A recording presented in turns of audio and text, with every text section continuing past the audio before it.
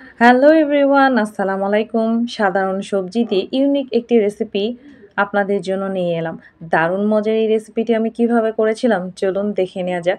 এই রেসিপিটির জন্য আমি নিয়েছিলাম একটা চাল কুমড়া, কচি চাল কুমড়া হলে আরও ভালো হয়। চাল কুমড়াটাকে এখন আমি ছিলে নিব, ছিলে ধুয়ে নিয়েছি। এখন আমি পিস পিস করে কেটে নেব। পিসগুলাকে এইভাবে করে কেটে নিতে হবে, তাহলে এই রেসিপিটির জন্য ভালো হবে।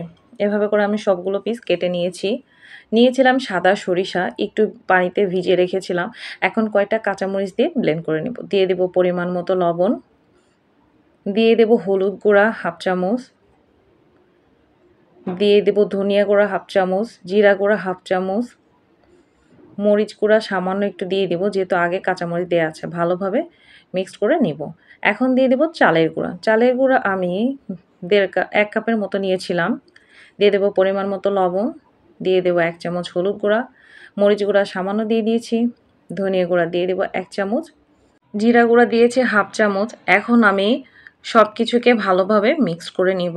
চালের গুঁড়ার সাথে সব মশলাগুলোকে মিক্স করে নেওয়া হয়ে গেছে। এখন চাল কুমড়ার যে পিসগুলো কেটে রেখেছিলাম, সরিষার পুরগুলো ভিতরে দিয়ে দিব। দিয়ে এভাবে আলতো করে চেপে লাগিয়ে দিব, আর সাইড দিয়ে একটু লাগিয়ে দিব এভাবে করে। তারপরে এখন যে চাল কুমড়ার পিসগুলো রেখেছিলাম, চালের গুঁড়ার মিশ্রণে ভালোভাবে পিসগুলোকে এভাবে কোট করে নিব। বেশ ভালোভাবে চতুর্দিক দিয়ে কোট করে নিতে হবে। এখন ফ্রাই প্যানে তেল গরম দিয়ে দিব।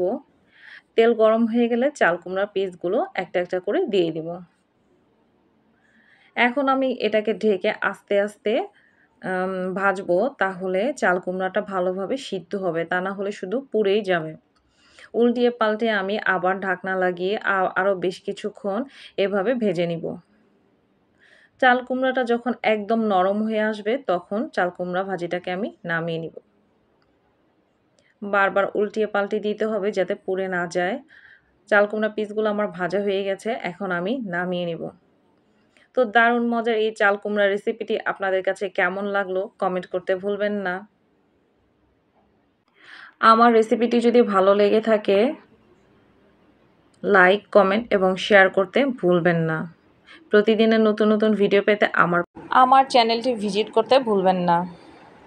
তো সাধারণ একটি সবজি চাল কুমড়া দিয়ে ইউনিক একটি রেসিপি আপনাদেরকে তৈরি করে দেখালাম। আপনারা চাইলে এটা অতিথি আপ্যায়নও দিতে পারেন।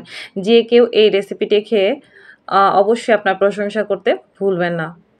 আর আমার রেসিপিটি যদি ভালো লেগে থাকে, আপনারা ট্রাই করে দেখতে পারেন। আশা করি আপনাদের অনেক ভালো লাগবে। চাল কুমড়ার ইউনিক রেসিপিটি আমার কাছে অসম্ভব মজা লেগেছে। তো আপনারা যারা কখনো এইভাবে খাননি, তারা খেয়ে দেখতে পারেন। সবাই ভালো থাকবেন। আল্লাহ হাফেজ। আমার ভিডিওগুলো যদি আপনাদের ভালো লেগে থাকে, আমার চ্যানেলটিকে সাবস্ক্রাইব করতে ভুলবেন না।